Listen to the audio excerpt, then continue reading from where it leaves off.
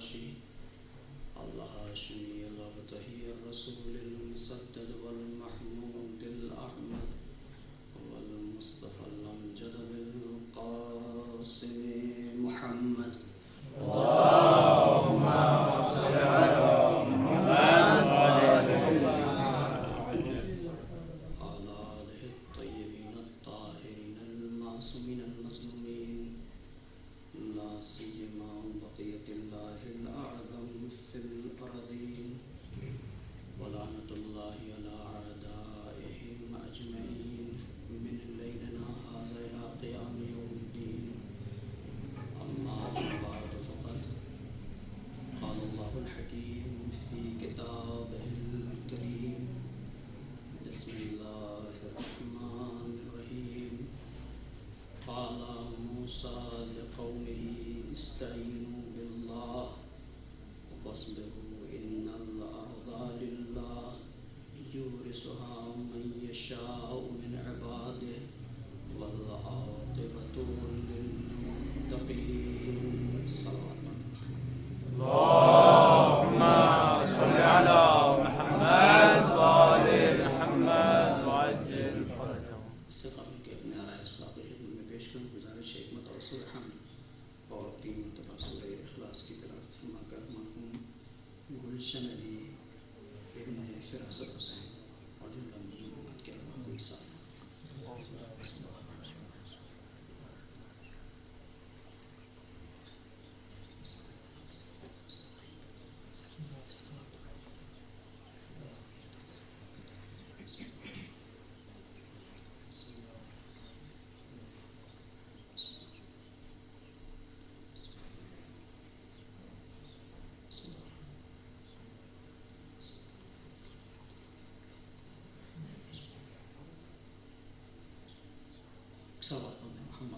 اللهم صل على محمد وآل محمد وعجل فرجهم.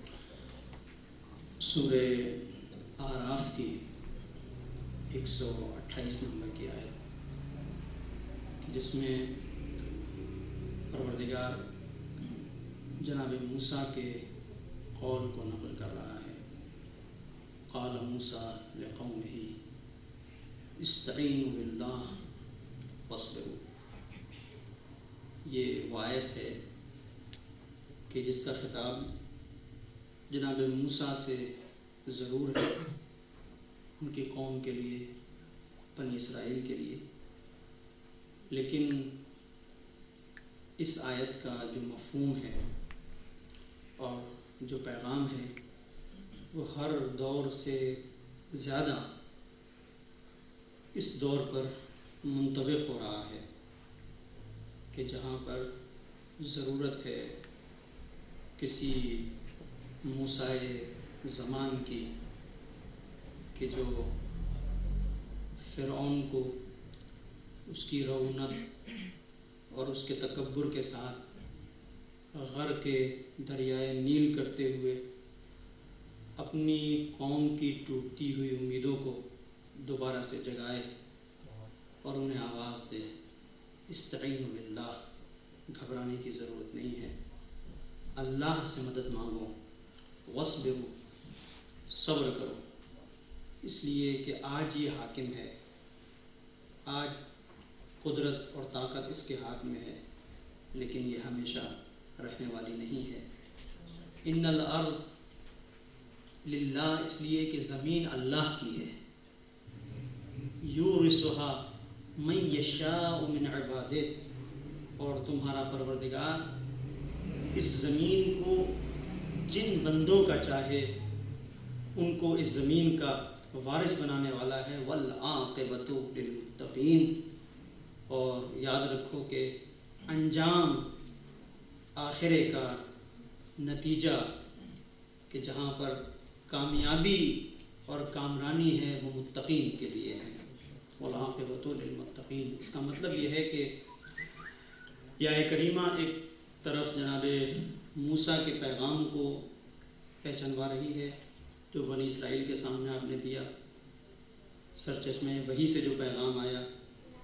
دوسری طرف اس سسکتی ہوئی بشریت کے لیے ایک مرہم ہے کہ جن لوگوں نے ظلم و ستم سہے لیکن جادہ حق کو نہیں چھوڑا اور اس پر ڈٹے ہوئے ہیں، کہ آج ہو سکتا ہے تمہارے اوپر ظلم ہو رہا ہو، آج ہو سکتا ہے تمہیں پریشان کیا جا رہا ہو، آج ہو سکتا ہے عرصہ حیات کو تم پر تنگ کیا جا رہا ہو، لیکن ہمیشہ ایسا نہیں رہے گا، اس لیے کہ زمین کے مالک یہ فرائین زمانہ نہیں ہے، زمین کا مالک پروردگار ہے۔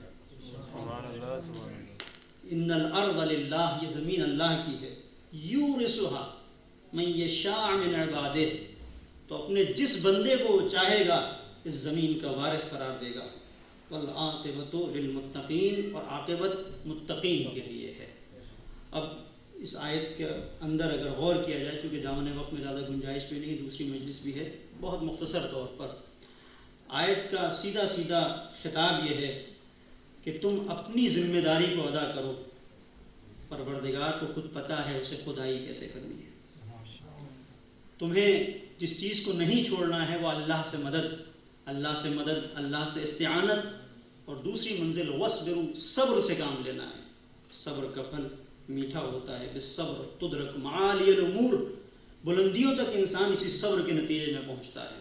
اور یاد رکھو قرآن یہ کہہ رہا ہے کہ جس کی بات میں کسی بھی طرح سے کسی بھی ایک ذرہ برابر بھی کذب کا شائبہ نہیں ہے، تو قرآن یہ ایک الگ گفتگو ہے۔ اگر آپ دیکھیں تو قرآن نے نہ جانے کتنی پیشین گوئیاں کی ہیں جو صحیح ثابت ہوئی ہیں، وہ قرآن کہہ رہا ہے کہ ہم نہیں، دوسرے لوگ اس بات کو مانتے ہیں کہ یہ جو کتاب ہے یہ صادق کتاب ہے، وہ یہ کہہ رہی ہے والعاقبۃ للمتقین، نتیجہ متقین کے ہاتھوں میں ہوگا، عاقبت متقین کے لیے ہوگی۔ کیونکہ ایک ایصال ثواب کی مجلس ہے، ایک زندگی کا اہم مرحلہ ہے کہ جس سے ہم غفلت برتتے ہیں، اور وہ یہ کہ زندگی ظاہر ہے کہ سانسوں کے تسلسل کا نام ہے، لیکن یہ ظاہری طور پر ہم ایسا کہہ سکتے ہیں، ورنہ جو بزرگ علماء ہیں، جو ہمارے اولیاء اور ائمہ طاہرین علیہ السلام نے جو تعلیمات ہمارے حوالے کی ہیں، ان کی روشنی میں صرف سانس کا آنا جانا زندگی نہیں ہے، بلکہ دائرہ اطاعت الہی میں سانس کا آنا جانا یہ زندگی ہے۔ تسلسل حیات جس طرح سے ہم کہتے ہیں کہ یہ تارہ انفاس جب تک ہیں تو زندگی ہے، ٹوٹ گئے تو زندگی ختم ہو گئی، ایسا نہیں ہے۔ یہ ظاہری طور پر ہے، ظاہری طور پر ہو سکتا ہے کہ ایک انسان کے ہاتھ پیر چل رہے ہوں لیکن وہ مردہ ہو، اس لیے کہ اس کا دل مردہ ہے، اس کا ضمیر مردہ ہے، اور ہو سکتا ہے کہ ایک انسان جو باضمیر ہے اس دنیا سے جانے کے بعد بھی زندہ ہو۔ یہ مرحلہ اطاعت کے اوپر ہے، عبادت کے اوپر ہے، اور آخر میں اگر آپ غور کریں تو یہ مرحلہ اس منزل پر ہے کہ وہ جو آخری سانس اس کی نکلی ہے، آخری سانس جو اس کی نکلی ہے وہ سعادت کے اوپر نکلی ہے یا شقاوت کے اوپر نکلی ہے۔ ورنہ زندگی میں تو بہت سارے ایسے مراحل آتے ہیں کہ جہاں انسان زندگی گزار رہا ہے، بہت اچھا انسان ہے، بڑا اس کا ماضی درخشاں ہے، لیکن درخشاں ماضی ہونے کے باوجود بھی انسان اپنے آج کو تباہ کر لیتا ہے، اپنے کل کو تباہ کر لیتا ہے۔ تو ہو سکتا ہے کہ ایک انسان کی زندگی بڑی اچھی ہو، شروع سے لے کے آخر تک وہ راہ خیر پر ہو، لیکن آخری مرحلے میں جب اس دنیا سے جا رہا ہو تو خیر پر نہ جا رہا ہو، یہ ہو سکتا ہے۔ لہٰذا خاص طور پر یہ مجالس اور اس طرح کے تذکرے اسی لیے ہوتے ہیں کہ انسان متوجہ ہو۔ عام طور پر ایصال ثواب کی مجلس ہوتی ہے تو موت سے گفتگو علماء اسی لیے کرتے ہیں، لیکن چونکہ بہرحال دامن وقت میں گنجائش بھی نہیں ہے، اور بہرحال یہ ایک ایصال ثواب کی مجلس ہے، عاقبت بخیری کے اوپر مختصر سے کچھ نکات کو آپ کی خدمت میں پیش کرنا ہے، اور آپ کی زحمت کو تمام کروں گا۔ ایک صلوات پڑھیں محمد اور آل محمد۔ اللہم صلی علی محمد وآل محمد۔ اگر عاقبت کو دیکھا جائے تو لغت میں آپ دیکھیں یعنی انجام، عاقبت بخیری جسے ہم کہتے ہیں، تو انجام انسان کا کس مرحلے پر ہو رہا ہے، اور عاقبت کو پیش نظر رکھتے ہوئے انسان کی پھر زندگی کے جو اطوار ہوتے ہیں وہ 4 طرح کے ہوں گے، یعنی الگ الگ انداز سے آپ دیکھیں تو عاقبت کو اگر معیار بنا کے دیکھیں کہ عاقبت محور ہے تو 4 قسمیں ہو سکتی ہیں۔ پہلی منزل ان لوگوں کی ہے جو شروع سے ان کی زندگی تباہ رہی اور آخر تک تباہی کے دہانے پر ان کی زندگی رہی، اور جب وہ اس دنیا سے گزرے تب بھی خیر پر ان کا دم نہیں نکلا۔ اس کے لیے ایسے جو کیٹیگری ہے اس کے لیے واضح ہے کہ عاقبت بخیر نہیں ہوں گے، ابتدا بھی خراب، انتہا بھی خراب۔ کچھ ایسے افراد ہیں اس کے بالمقابل، اچھا اس کی کوئی مثال کی ضرورت نہیں ہے، ابتدا بھی خراب انتہا بھی خراب، جیسے یزید، جیسے بہت سارے وہ افراد کے جنہوں نے ابتدا سے لے کے انتہا تک کہیں پر بھی ان کی زندگی میں کوئی خیر نہیں دکھتا، جیسے حجاج، جیسے اور دیگر افراد جن کو آپ ملاحظہ کر سکتے ہیں کہ جو یزیدی خصلتیں اپنے وجود کے اندر رکھتے ہیں۔ شمر کی مثال یہاں پر نہیں آئے گی، وہ دوسرا مرحلہ ہے۔ ابن زیاد کی مثال آپ لے سکتے ہیں۔ یہ ایک مرحلہ ابتدا بھی خراب انتہا بھی خراب۔ دوسرا مرحلہ ان لوگوں کا ہے عاقبت کے پیش نظر کہ جہاں پر ابتدا بھی بہتر ہے اور انتہا بھی بہتر ہے، ابتدا بھی کامیابی انتہا بھی کامیابی، اور اس کامیابی کی اعلیٰ ترین اگر منزل کو دیکھنا ہے تو اس سے بڑا کامیاب کون ہوگا؟ جس کی ولادت ہوتی ہے تو خانہ خدا میں ہوتی ہے، شہادت ہوتی ہے تو خانہ خدا میں ہوتی ہے۔ ایک صلوات پڑھ دیں محمد اور آل محمد پر۔ اللہم صلی علی محمد وآل محمد۔ ابتدا بھی دلیل بندگی ہے، انتہا بھی دلیل بندگی ہے، جس کی انتہا ہوتی ہے خست و رب الکعبہ۔ تو ایک یہ مرحلہ ہے جس میں اولیاء الہی ہیں، ائمہ طاہرین علیہ السلام ہیں، انبیاء ہیں۔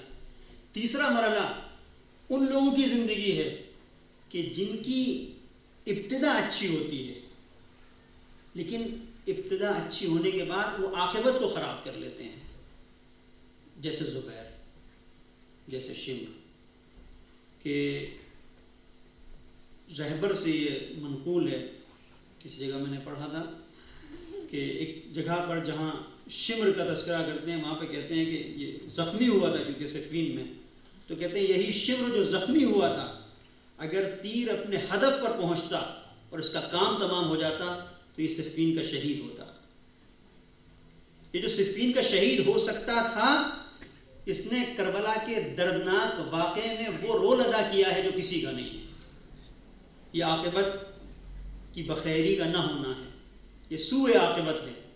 ابتدا اچھی تھی، انتہا خراب ہو گئی، جیسے زبیر، جیسے شمر اور دیگر افراد۔ اور ایک منزل وہ ہے کہ جہاں پر انسان ابتدائی زندگی میں اچھا نہیں ہے، زندگی کے درمیانی جو حصے ہیں اس میں بھی وہ بہتر نہیں ہے، لیکن بالکل آخر میں جا کے اس کا ضمیر جاگتا ہے، اور پھر وہ جب اس دنیا سے مرتا ہے تو راہ سعادت پر مرتا ہے۔ تو یہ مرحلے ہو سکتے ہیں، لیکن جو اس میں سب سے اہم مرحلہ ہے وہ یہ کہ انسان کی ابتدا اور انتہا دونوں یکساں ہو، یہ سب سے نہیں ہو سکتا۔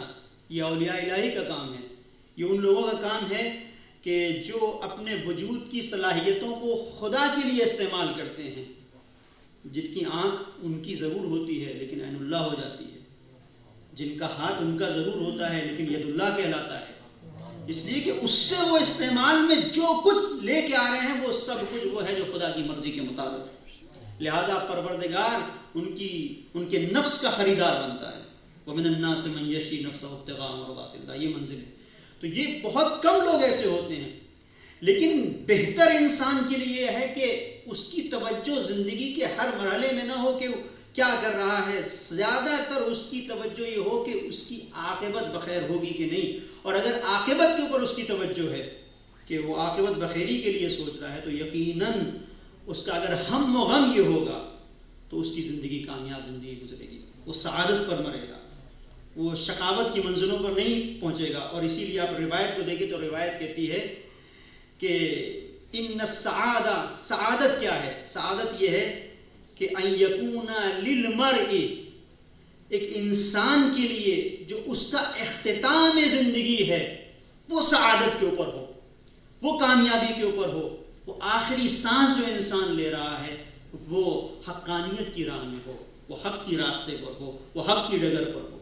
اور اسی لیے آپ دیکھیں کہ ائمہ طاہرین علیہ السلام نے ہمیں راستہ بتایا ہے کہ کیسے، کس طرح سے انسان سعادت کی منزلوں کو درک کرے اور عاقبت بخیری کو حاصل کر سکے، کہ اس کی زندگی عاقبت بخیر جب اس دنیا سے جائے تو کہا جائے یہ عاقبت بخیر ہے، یہ ناکام نہیں مرا ہے، یہ کامیاب انسان کی حیثیت سے اس دنیا سے گیا ہے۔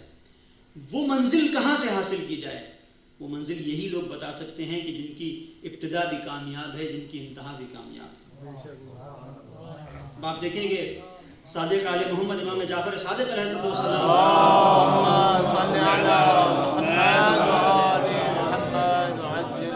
ابی حمزہ روایت کرتے ہیں، ابی حمزہ کہتے ہیں کہ کتب الامام الصادق علیہ السلام، کہتے ہیں سمعت، میں نے سنا کہ امام صادق علیہ السلام نے لکھا، اور کسی لے عہد موالی، اپنے کسی چاہنے والے کو اس نے پوچھا ہوگا کہ مولا یہ بتائیے کہ عاقبت بخیری کیسے حاصل ہوگی؟ مولا نے لکھا ان اردت ان تختم بالسعادہ، اگر تم یہ چاہتے ہو کہ تم کامیاب رہو تو پہلی منزل، امام نے 3 چیزیں بیان کی، اسی پہ اپنی گفتگو ختم کر رہا ہوں۔ پہلی منزل فَعَزِّمْ لِلَّهِ حَقَّ، پہلی منزل یہ ہے کہ اللہ کے حق کو بڑا سمجھو۔ اللہ کے حق کو جب تم بڑا سمجھو گے تو تمہارے وجود کے اندر حقارت آئے گی، تمہارے وجود کے اندر ذلت آئے گی۔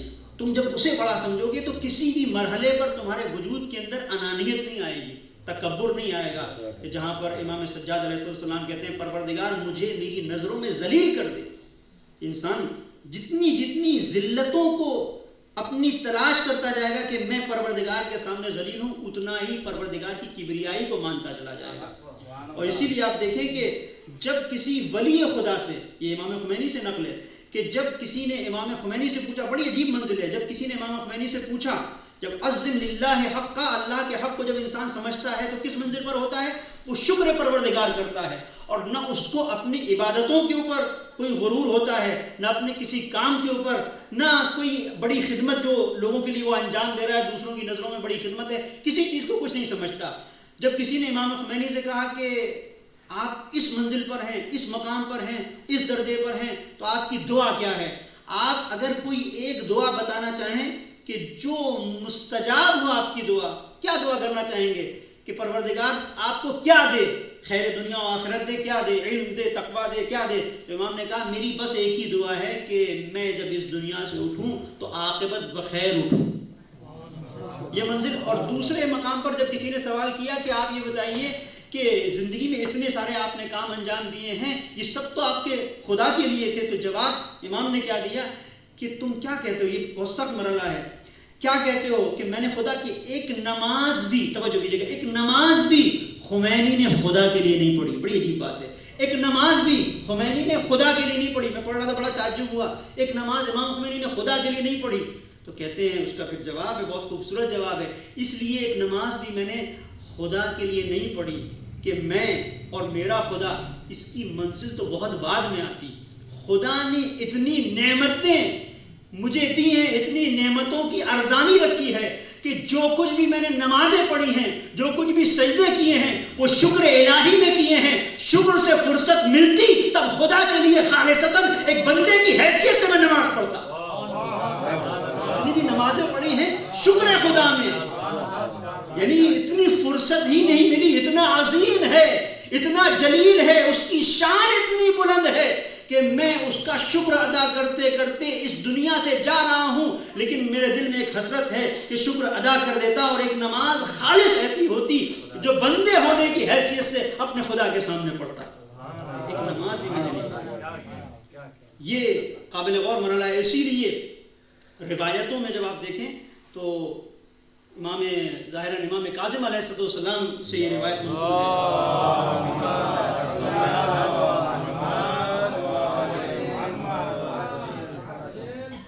ہے، الہی لا تعارینی، یہ ایک عجیب منزل ہے، لا تعارینی، اور اس کے بعد اللہم لا تجعل، یعنی اس طرح سے جو جملے ہیں روایت کے کہ پروردگار ہمیں قرار نہ دے، اس طرح سے قرار نہ دے میرے پروردگار کہ ہمارا ایمان، ہماری فکر، ہمارا علم، ہمارا نظریہ، ہماری کوئی بات عاریتاً کسی سے لی گئی ہو۔ توجہ کیجئے گا، عاریتاً کسی سے لی گئی ہو، جب علم انسان کسی سے عاریتاً لیتا ہے تو جس طرح سے لیا ہے ویسے جاتا ہے، جب کسی کا نظریہ عاریتاً لیتا ہے اور ڈھول پیٹنے لگتا ہے تو جیسے لیا ہے ویسے جاتا ہے. یعنی انسان کی زندگی میں اس کا ایمان اس کی اپنی سوچ اور اس کی اپنی فکر، اس کی اپنی جستجو کا نتیجہ. اور اس منزل پر جو جملے ہیں روایت کے اصول کافی میں روایت ہے کہ جس کا مفہوم میں آپ کی خدمت میں عرض کر رہا ہوں کہ پروردگار مجھے کسی بھی منزل پر اپنی کوتاہیوں سے غافل نہ ہونے دینا. یہ جو سخت منزل ہے کہ کسی بھی مقام پر اپنی کوتاہیوں سے میں غافل نہ ہوں. ہر ایک مقام پر، ہر ایک منزل پر مجھے پتا ہو کہ یہ یہاں پر میں نے جو کچھ بھی کیا ہے میری کوتاہی ہوئی ہے. اچھے سے اچھے کام کے اندر میری نظر اچھے کام کے اوپر نہ جائے بلکہ اس کے نقص کے اوپر جائے. یہ وہ مرحلہ ہوتا ہے کہ جہاں پر انسان سعادت مند ہوتا ہے. تو امام نے جو ابھی حمزہ سے جو روایت ہے کہ فَعَزِّمْ لِلَّهِ حَقًّا، کہ حق کے پروردگار کو تم بڑا جانو، ایک منزل. اور دوسری منزل وَأَن لَا تَغْتَرْ، دوسری جو جملہ ہے، دوسرا جو جملہ ہے وہ یہ کہ کبھی ایسا نہ ہو کہ تم اپنے آپ کو دھوکہ دو. بِحِلْمِهِ عَنْكَ، کبھی ایسا نہ ہو کہ تم پروردگار کے حلم کی بنیاد کے اوپر اپنے آپ کو دھوکہ دو، کیونکہ اس کا حلم بڑا ہے، وہ تمہیں معاف کرنے والا ہے، وہ تمہیں بخشنے والا ہے، وہ تمہیں چھوڑ دینے والا ہے، وہ تمہاری زندگیوں میں آسانیاں چاہتا ہے، لہٰذا تم سے محبت کرتا ہے تو چھوڑ دیتا ہے. تو کبھی ایسا نہ ہو جیسے ایک استاد نے، اگر تم نے کسی جگہ پر کسی مقام پر کوتاہی کی، اس نے کہا چلو ٹھیک ہے کوئی بات نہیں، اس بار کا تم نے امتحان اچھا نہیں دیا لیکن نمبر پورے دیتا ہوں. تو اب تم سوچ لو کہ اگلی بار یہ تو استاد ایسے ہیں، اگلی بار بھی ویسے کیا جائے گا، نمبر تو مل ہی جائیں گے. نہیں، اس کی رحمانیت کا تقاضا، اس کے لطف کا تقاضا کچھ اور ہے اور تمہارا تقاضائے بندگی کچھ اور ہے. تمہیں اپنی ذمہ داری کو ادا کرنا ہے. اور اس کے بعد جو امام تیسرا جملہ جو امام فرماتے ہیں کہ سعادت کے لیے ضروری ہے انسان کی زندگی اگر ختم بخیر ہو تو اس کے لیے ضروری ہے. امام علیہ السلام فرماتے ہیں تیسری بات وَأَكْرِمْ كُلَّ مَنْ وَجَدْتَهُ يُذْكِرُنَا، کہ جو بھی ہمارا ذکر کر رہا ہے، جو بھی ہمارا ذکر کر رہا ہے تمہارے لیے ضروری ہے کہ اس کا اکرام کرو. جو ہمارا تذکرہ کر رہا ہے تم اس کا اکرام کرو. اور روایت جملے او ینتحل مودتنا، یا جو بھی ہم سے اپنے آپ کو جوڑ رہا ہے اس کا اکرام کرو. اگر تم ایسا کرو گے تو تمہاری زندگی سعادت کے اوپر منتہی ہوگی. اور اس کے بعد امام علیہ السلام فرماتے ہیں کہ اب یہاں پر تمہیں ضرورت نہیں ہے جستجو کرنے کی. لیس علیک حقا، تمہارے پر کوئی حق نہیں ہے کہ تم جانو ان یکونا صادقا او کاذبا، کہ جھوٹا انسان ہے سچا انسان ہے، اس کی تہوں میں جانے کی ضرورت نہیں ہے. اگر وہ ہمارا نام لے رہا ہے، ہمارا تذکرہ کر رہا ہے، ہم سے محبت کا اظہار کر رہا ہے تو اندر جھانکنے کی ضرورت نہیں ہے کہ کیا ہے، دل سے ہے کہ نہیں ہے، وہ ہمارے اوپر ہے. چونکہ وہ ہمارا تذکرہ کر رہا ہے، ہم سے اپنی نسبت کے لگ جانے میں، اپنی نسبت کے متصل کرنے میں فخر محسوس کر رہا ہے تو تم اسے صاحب افتخار بننے دو. جو چاہتا ہوں یہ رخ ہے، اور یہاں پر رک کر گفتگو کی جا سکتی تھی لیکن دامن وقت میں چونکہ گنجائش نہیں، صرف ایک مرحلہ. کتنی منزلیں ایسی ہوتی ہیں، کتنے مراحل ایسے ہوتے ہیں کہ جہاں پر ایک شخص ہے کہ جس کا ظاہر مثلا اچھا نہیں ہے اور اس سے مثال کے طور پر مجلس کی، یہ یعنی قابل غور مرحلہ ہے. اور بہرحال میں اس طرح کے گوشے عام طور پر مجالس میں اسی لیے کرتا ہوں کہ ہم سب کے سیکھنے کے لیے ضروری ہے. اور اگر کوئی نقص ہے تو آپ متوجہ فرمائیں، چونکہ روایت کا پڑھ دینا یا اس طرح کی کسی تاریخی واقعے کو بیان کر دینا، اس کی تطبیق نہ ہو، اس سے حاصل نہیں ہے. وہ اپنی جگہ پر بہت اہم ہے. لیکن اب آپ دیکھیں کہ یہ روایت جو کہہ رہی ہے اس کا مفہوم کیا ہے. خود آپ بھی سوچیں اور غور کریں کہ اگر کہیں پر ایک ایسا انسان جس کا ظاہر اچھا نہیں ہے، اب وہ کہتا ہے کہ ہم نے مثلا فرش ادا بچھایا ہے، مجلس میں آنا ہے آپ کو، اب ہم کیا کہتے ہیں کہ ہم نہیں آئیں گے، یا کیا کہتے ہیں کہ ہم جائیں گے. یہ خود جو بھی ہمارا فیصلہ ہو، امام یہ کہہ رہے ہیں کہ اگر وہ ہم سے منسوب ہو رہا ہے اور اس بات پر افتخار کر رہا ہے، اکرم، تو تمہارے لیے ضروری ہے، ہر اس شخص کا احترام ضروری ہے کہ جو ہمارا تذکرہ کر رہا ہے. اس کا مطلب کیا ہے کہ اگر کوئی اہل بیت کا تذکرہ کرنے والا خطیب ہے تو ممکن ہے کہ منحرف باتیں کچھ کر رہا ہو، اس کے انحراف کی تائید نہیں ہے، ظاہر ہے کہ اس کا ایک الگ طریقہ ہے. اگر کہیں پر کوئی انحراف ہے اس کو متوجہ کرنے کا ایک الگ طریقہ ہے، لیکن اس کی توہین نہیں کی جا سکتی. اگر کوئی شاعر اہل بیت ہے اور اہل بیت کا تذکرہ کر رہا ہے اس کی توہین نہیں کی جا سکتی. یہ امام علیہ السلام خود اس چیز کو بیان کر رہے ہیں. اکرم کل من وجدتہ یذکرنا، کہ جو بھی ہمارا تذکرہ کر رہا ہے، جو بھی ہمارا تذکرہ کر رہا ہے، وہ چاہے شاعر ہو، چاہے وہ اہل قلم ہو یا کوئی خطیب ہو، اگر وہ ہمارا تذکرہ کر رہا ہے اور اگر وہ غلط کر رہا ہے تو غلط کو غلط کہا جائے. اس سے منع نہیں کیا ہے ائمہ طاہرین نے. شناخت ہی یہی ہے ائمہ طاہرین کے مکتب کی کہ حق کو حق کہا جائے گا، باطل کو باطل کہا جائے گا. لیکن بہت بڑا مرحلہ یہ ہے کہ ہر حق کہاں کہا جائے، ابطال باطل کہاں پر ہو. یہ ایک بڑا مرحلہ ہے، اس کے اوپر توجہ رکھنے کی ضرورت ہے. اور ائمہ طاہرین علیہ السلام نے جو تعلیمات ہمیں دی ہیں وہ یہ ہیں. اس کے ذریعے سے کیا ہوتا ہے؟ اس کے نتیجے میں انسان عاقبت بخیر ہوتا ہے.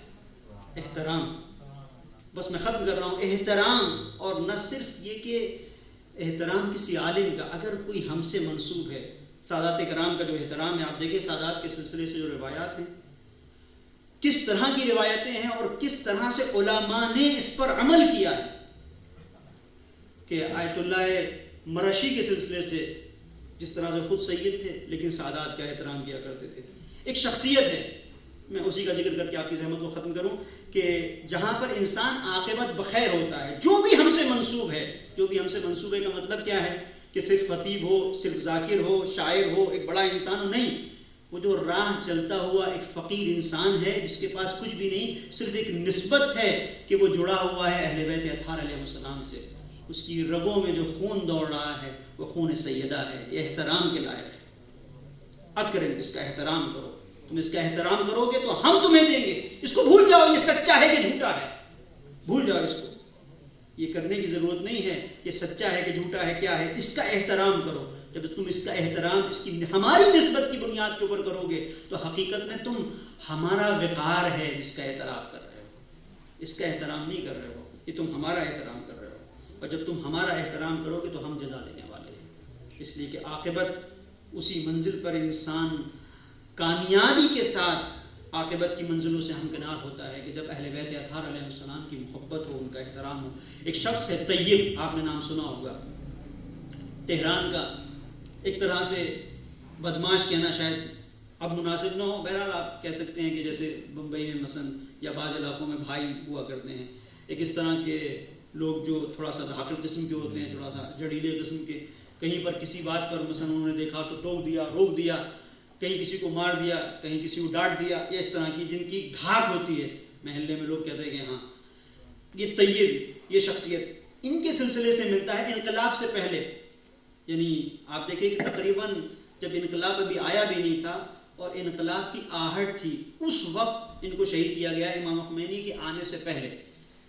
یہ ابتدا ہے ان کی کہ جو زندگی انہوں نے گزاری ہے وہ اس طرح سے گزاری ہے کہ جدھر سے گزر جاتے تھے، یہ ان کے سلسلے سے ان کی زندگی میں ملتا ہے، جدھر سے گزر جاتے تھے جہاں جوئے خانے ہوتے تھے تو ہر جوئے خانے کا مالک اٹھ کے ان کی خدمت میں کچھ پیش کیا کرتا تھا، ہدیہ. یہ صورتحال ہے. اور اس کے بعد کس طرح سے ایک ایسا انسان جو ظاہری طور پر بدماش ہے، ظاہری طور پر بھائی ہے، کس طرح سے اس منزل پر پہنچا کہ وہ شہید ہوا. توجہ چاہتا ہوں عزیزو، یہی مرحلہ ہے کہ احترام سادات تھا، احترام اہل بیت اطہار علیہ السلام تھا. اور یہ چیز کہاں سے کہاں تک انسان کو پہنچاتی ہے. تو ان کی زندگی میں ملتا ہے کہ تہران میں جہاں پر ٹرک اتارے جاتے تھے، سبزیاں اور سامان، مثال کے طور پر آلو، پیاز، یہ بڑا جو مارکیٹ تھا، وہاں پر خاص طور پر ان کی ایک دھاک تھی. سب لوگ پہچانتے تھے، دور سے سلام کرتے تھے. وہاں اگر کوئی پہنچ جاتا، کوئی جوان کہ جس کے لیے ہے کہ بھائی وہ شادی کی کوششیں کر رہا ہے لیکن سامان زندگی فراہم نہیں ہے، تو ان کے سلسلے سے ہے کہ ہر ایک دکاندار کے پاس جاتے تھے، اس سے کہتے تھے کہ میں اپنی داڑھی کو تمہارے لیے گروی رکھ رہا ہوں، اس جوان کی شادی کا مسئلہ ہے، اسے حل کرنا ہے. لوگ دیتے تھے اور اس کے بعد لوگوں کو نہ جانے کتنے لوگوں کی اس طرح کے مسائل کو انہوں نے حل کیا ہے. ان کی زندگی میں 2-3 چیزیں ہیں، میں بس احمد کو اپنی ختم کر رہا ہوں. ایک مرحلہ کہ جہاں انہوں نے دیکھا کہ اپنے گھر سے باہر نکل کے ایک شخص بیٹھا ہوا ہے، سید، سارا سامان اس کے سامنے پڑا ہوا ہے. یہ جا رہے تھے، دیکھا کیا معاملہ ہے، کہا کہ میرے مکان مالک نے مجھے باہر نکال دیا ہے، چونکہ ایک زمانہ ہو گیا میں کرایہ نہیں دے سکا، کرایہ زیادہ تھا، اجارہ زیادہ تھا، نہیں دے سکا، لہٰذا اس نے باہر نکال دیا. قوانین وغیرہ جو اب سخت ہوئے ہیں، بہرحال پہلے ایسا نہیں تھا. 2-3 مہینہ، 4 مہینہ، 5 مہینہ انتظار کیا، زیادہ ہو گیا تو باہر نکال دیا. کیا کر سکتا ہے؟ اب یہاں پر کھڑے ہوئے اور اس سید سے پوچھا کہ کیا معاملہ ہے، پورا ماجرا. بھئی یہ معاملہ ہے کہ میں اتنا پیسہ تھا نہیں دے سکا، مجھے مکان مالک نے باہر نکال دیا، سامان یہاں پر کہیں جا سکتے ہو، کوئی میرا آسرا نہیں ہے، کوئی گھر نہیں ہے. اسی وقت کہتے ہیں کہ وانٹ والے کو بلایا، 2 اپنے ساتھیوں کو لیا، سید کو آگے بٹھایا، خود آگے بیٹھے اور پوری وائنٹ میں ان کے سامان کو بھرا. اور ایک گھر تھا جو بالکل نیا بنا ہوا تھا، وہاں پہنچے، سارا سامان اپنے ساتھیوں سے کہا کہ گھر میں چن دو جہاں پر ہونا چاہیے.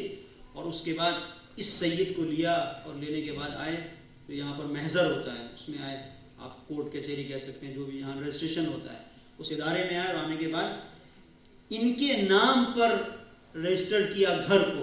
اور اس کے بعد جب چابی دے رہے تھے تو طیب نے چابی دیتے ہوئے کہا کہ سید یہ گھر میں نے اپنے لیے بنوایا تھا، بالکل نیا گھر ہے، اس میں ابھی آیا بھی نہیں ہوں، ایک دن رہا بھی نہیں ہوں، لیکن یہ گھر میں تمہارے حوالے کر رہا ہوں، یہ چابی ہے، بس تم سے اتنا چاہتا ہوں کہ تم فرزند زہرا ہو، اس دنیا میں، اس منزل آخرت میں کہ جہاں لوگوں کے ہاتھ خالی ہوں گے، تم بھی اپنی ماں سے کہنا کہ میں نے تمہارے لیے یہاں پر گھر بنایا تھا اور میں نے تمہیں گھر دیا تھا، تمہیں وہاں پر میرے لیے گھر کا انتظام کرنا ہے. در حقیقت اپنے گھر کا وہاں پر انتظام کر رہا ہوں.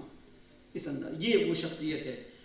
اس شخصیت کے سلسلے سے آپ دیکھیں کہ کتنا رابطہ تھا، کتنا علاقہ تھا سادات کرام سے، اہل بیت اطہار علیہ السلام سے، کہ اس شخصیت کے سلسلے سے ملتا ہے کہ چونکہ امام خمینی علیہ الرحمہ کے سلسلے سے انہوں نے بڑی کاوشیں کی تھیں.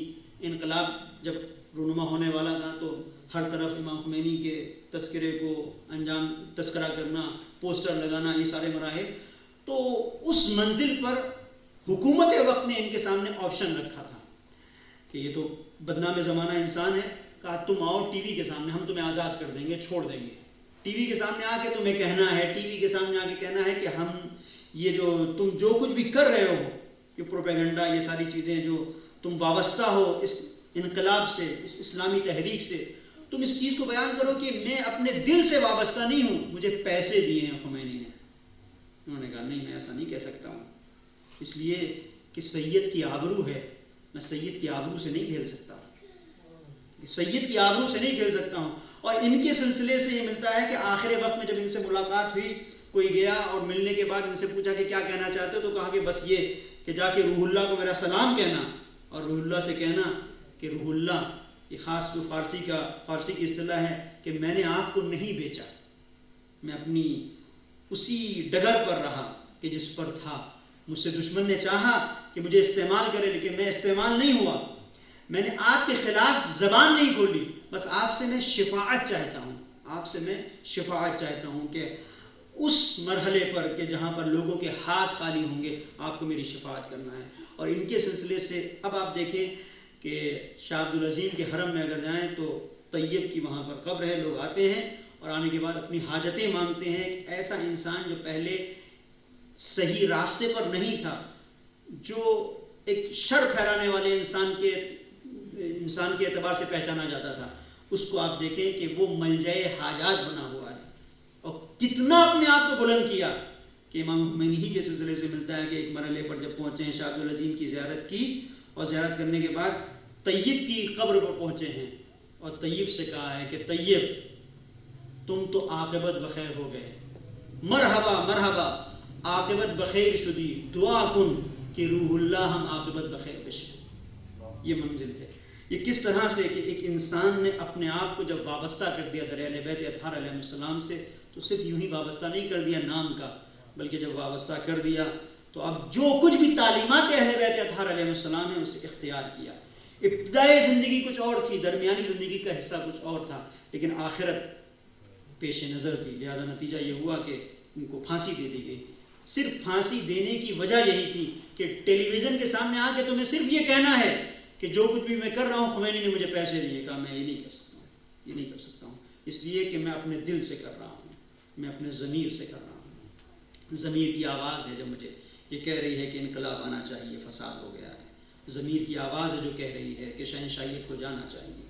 یہی وہ منزل ہے کہ جناب موسیٰ نے اپنی قوم سے کہا تھا، یا قوم، میری قوم کو خطاب کر کے جناب موسیٰ نے کیا کہا تھا کہ استعینوا باللہ، اللہ سے مدد مانگو، وصبروا، اور صبر کرو، اس لیے کہ یہ زمین کا مالک اللہ ہے اور وہ جسے چاہے گا زمین کا وارث قرار دے گا۔ ان العاقبۃ للمتقین، عاقبت متقین کے لیے ہے۔ اس کو اس مرحلے پر شخصیت نے پہچانوایا اور پہچانا اور لوگوں کو متعارف کرایا کہ جب انسان اپنی آخرت کے بارے میں سوچتا ہے تو دنیا کا وہ سودا آخرت سے نہیں کرتا، بلکہ اس کے پیش نظر آخرت رہتی ہے۔ بس عزیزو، میں نے آپ کی سہمتوں کو ختم کیا۔ نہ جانے کتنی ایسی شخصیتیں ہیں کہ جن کی ابتدا کچھ اور ہے، درمیان کا مرحلہ کچھ اور ہے، لیکن آخری منزل پر انہوں نے اپنے آپ کو وابستہ کر لیا در اہل بیت اطہار علیہ السلام سے، اور جب اس در سے وابستہ کر لیا تو اب منزل یہ ہے کہ تم نے اپنی وابستگی کا اگر اعلان کر دیا ہے تو ایک شب کی اگر مہلت لینا ہوگی تو حسین لے گا۔ یہ اپنے لیے نہیں تھی مہلت، یہ حور کے لیے مہلت تھی۔ اور بس عزیزوں کہ ایک ایصال ثواب کی مجلس سے انسان دنیا سے گزر جاتا ہے، اس کی یادیں رہ جاتی ہیں، جو کچھ بھی اس نے کارہائے نیک انجام دیے ہیں بس انسان اس سے پہچانا جاتا ہے۔ عاقبت امر میں انسان کیا تھا بہت اہم ہے، اور آپ دیکھ لیں عاقبت امر، آخری انجام اگر دل میں عظمت اہل بیت اطہار علیہ السلام ہے، عظمت حضرت زہرا ہے، عظمت سیدہ ہے، تو انسان کو یہ عظمت کا احترام باطل کے خیمے میں رہنے نہیں دیتا۔ یہی نتیجہ ہے کہ آپ دیکھیں کہ وہ شخص کہ جس نے لجام فرس پہ ہاتھ ڈالا تھا، وہی شخص کربلا میں تڑپ رہا ہے شب عاشور، کبھی ادھر جاتا ہے کبھی ادھر جاتا ہے۔ اور جب کہنے والے نے کہا کہ تو اتنا ماہر تیر انداز ہے، اتنا بہادر انسان ہے کہ اگر کوئی مجھ سے پوچھتا تو میں کہتا کہ میرے لشکر میں سب سے زیادہ بہادر جس شخصیت کا نام اسے ہور کہتے ہیں، یہ لرزہ کیسا، یہ راشا کیسا، یہ کپکپی کیسی، تو ہور کیا کہتا ہے، آؤ۔ یہ ہمارے یہاں علماء اس روایت کو بیان کرتے ہیں، اگرچہ معتبر مقاتل میں نے خود اس روایت کو نہیں دیکھا، لیکن علماء جو بیان کرتے ہیں برصغیر میں وہ یہی ہے کہ لے کے آیا اور آنے کے بعد کہا کہ سنو، خیام حسینی سے آواز کیا آ رہی ہے۔ اب جو کان لگا کے سنا، تلاوت کی آواز، قرآن کریم کی تلاوت کی آواز، دعاؤں کی آواز، کہا کہ اور غور کرو۔ اب جو سنا تو ننھے ننھے بچوں کی التش کی صدائیں، پیاس کی آوازیں۔ بس یہی وہ مرحلہ ہے جب حر نے فیصلہ کر لیا کہ مجھے اس منزل پر نہیں رہنا ہے، یہاں تاریکیاں ہیں، یہاں سلالت ہے، مجھے نور کی طرف جانا ہے، لیکن جائے تو کیسے جائے؟ لیکن ضمیر جس کا بیدار ہے نا، اسے بہت تکلیف ہوتی ہے اگر اس نے کسی کے ساتھ کچھ غلط کیا ہے تو ایک بیدار ضمیر انسان غلطی کا اعتراف کر لے، یہ اپنی جگہ پر ہوتا ہے، لیکن وہ سوچتا ہے کہ زندگی میں اس شخص کا سامنا نہ ہو کہ جس کا حق میں نے مثلا مارا ہے، جس کو میں نے ستایا ہے۔ اور یہی شاید نفسیات تھے حر کے، حر سے کہہ رہے تھے، حر جب تو نے لجام فرس پہ ہاتھ ڈالا تھا نا تو حسین کے ننھے بچے دیکھ رہے تھے، سکینہ دیکھ رہی تھی وہ۔ اب تو جائے گا تو سکینہ پھر تجھے دیکھے گی، کہیں ایسا نہ ہو کہ سکینہ دیکھ کے یہ کہے کہ بابا وہی حر آ رہا ہے جس نے لجام فرس پہ ہاتھ ڈالا تھا، جو ہمیں کربلا تک لے کے آیا۔ شاید یہی کیفیت تھی کہ ایک مرتبہ حر اپنے بیٹے سے کہتا ہے، میرے لال میری آنکھوں کو باندھ دے۔ اپنی آنکھوں پر رومال باندھا ہے اور اس طرح سے حر چلا ہے کہ نظر نہ آئے۔ ہاں اپنے بیٹے سے پوچھتا ہوا چلا، ایک ایسی منزل پر پہنچا کہ جہاں پہ حر کے بیٹے نے آواز تکبیر بلند کی ہے، اللہ اکبر اللہ اکبر۔ کہا کیا ہوا؟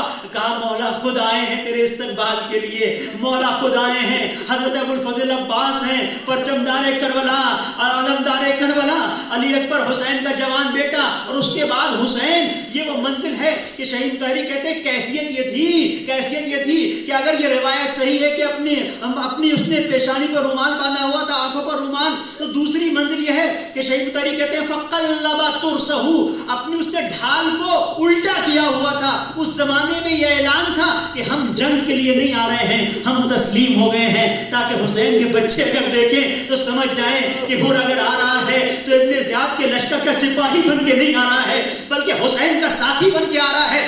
عزیزو اب جب پہنچا ہے مولا کے پاس تو کہنے کے لیے کوئی جملے نہیں ہیں، ہاتھوں کو جوڑا ہے تو اتنا کہا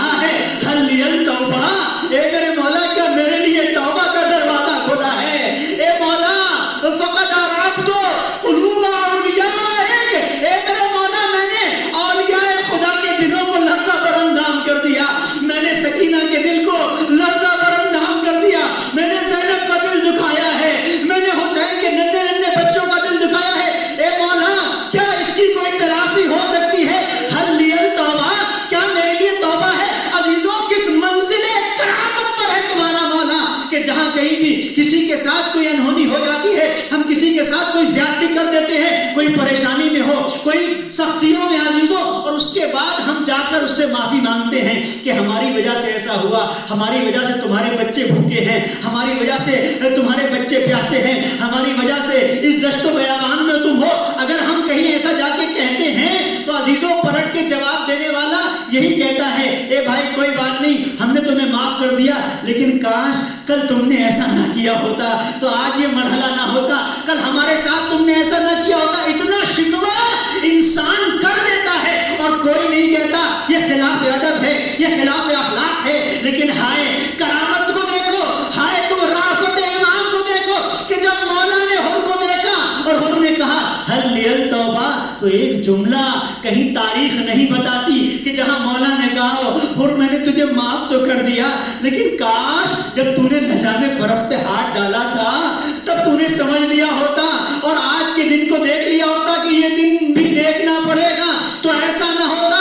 एक जुमला नहीं कहा मौला ने, बल्कि फौरन हुर को कलेजे से लगा लिया और कलेजे से लगाने के बाद कहा हुर मैंने भी माफ किया, मेरे खुदा ने भी माफ किया, और इतना ही नहीं, जा हुर जा, तू आजाद है, तेरी माँ ने कितना अच्छा नाम रखा है हुर।